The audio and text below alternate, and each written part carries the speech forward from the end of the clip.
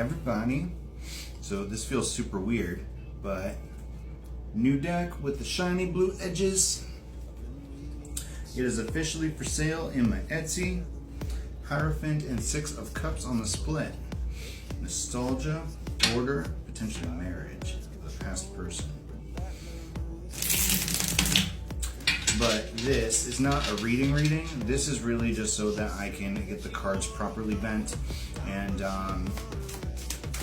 basically do that thing where I just pull one at a time until they are all in the order Spirit wants them to be in. 6 of Cups and the Page of Swords. It's both being generous and cutthroat at the same time. That could have something to do with the price point because these bitches are expensive. After production costs, the way that things are right now, single target sales, it's gonna be like $195 for a deck. But I should be able to bring that down by like 40% after I start bulk production, which I need to find the right company for. I'm getting quotes right now. But after I find the right company, you get the right quote, I'm going to do a Kickstarter, we're going to get the funds raised, and then I will be able to start selling them much cheaper.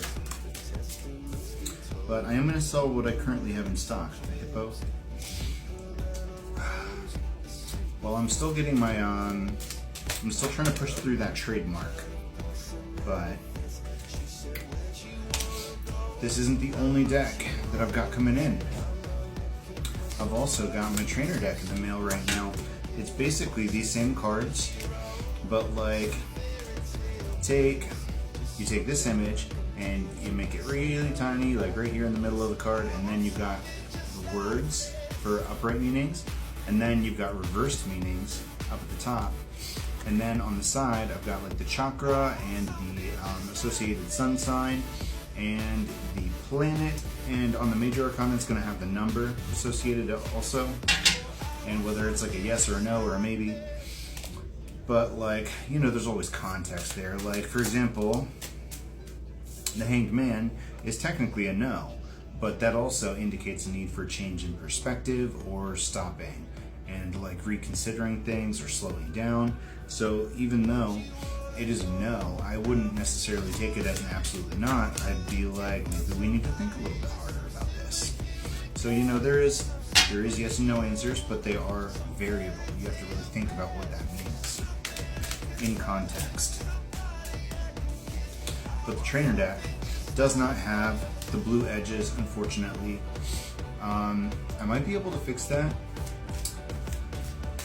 It would change the price, but I wanted the trainer deck to be a little bit cheaper because I wanted people that are just starting out to be able to afford it, you know what I mean?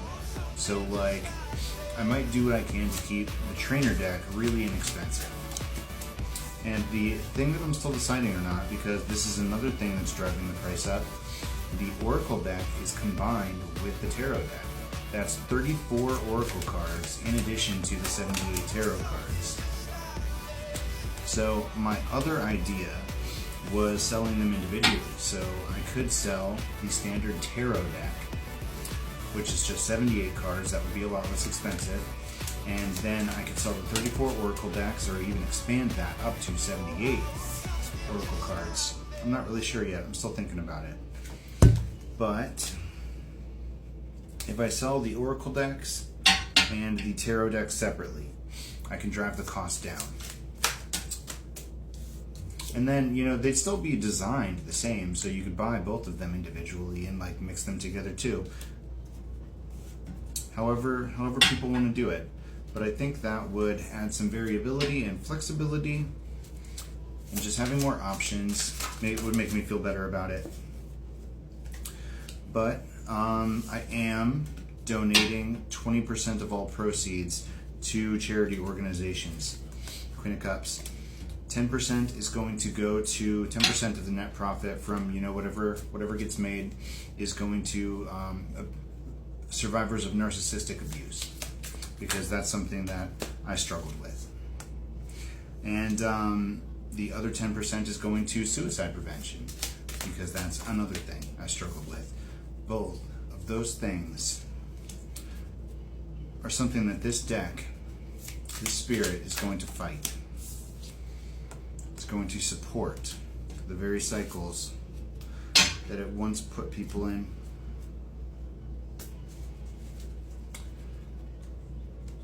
And that's karma right there. Seed of light. Oh, and that's the other thing.